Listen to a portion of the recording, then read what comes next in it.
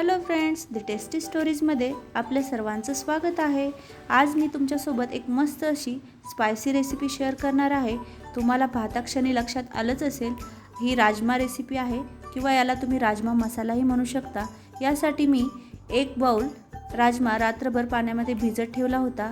इथे पाहू शकता हा छान मऊसर असा भिजला आहे।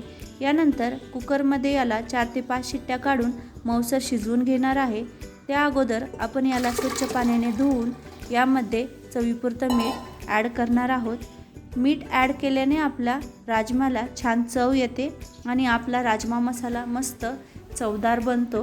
कुकरच्या शिट्ट्या होईपर्यंत राजमा मसाला बनवण्यासाठी जे साहित्य आणि वाटण बनवणार आहोत ते आपण पाहूया।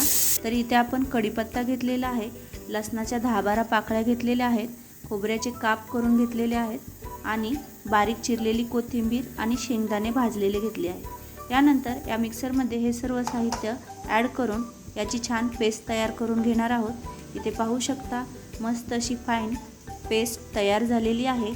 आता ही पेस्ट आपण फोडणीसाठी वापरणार आहोत। त्या अगोदर आपला हा राजमा शिजला आहे, कुकरही थंड झालेला आहे। याला मी एका चाळणीमध्ये काढला आहे। चाळणीमध्ये काढल्याने यामधलं पाणी पूर्ण निघून जातं आणि आपला हा पाहू शकता राजमा हे छान मऊसर शिजला आहे।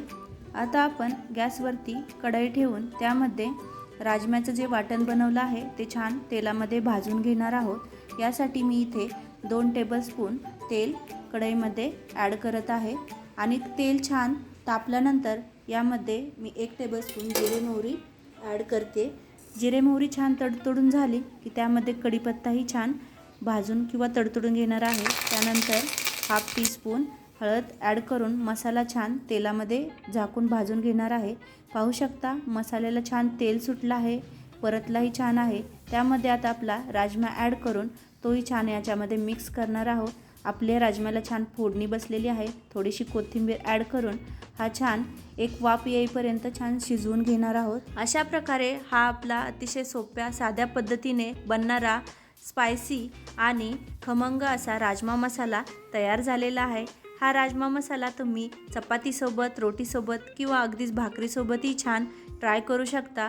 रोजच्या डब्याला काय द्यायचा हा प्रश्न पडला असेल तर हा राजमा मसाल्याची रेसिपी नक्की ट्राय करून पहा आणि लाईक, शेअर आणि सबस्क्राईब करायला विसरू नका। चला तर मग पुन्हा भेटू अशाच एका नवीन रेसिपीसोबत। तोपर्यंत टेक केअर, बाय।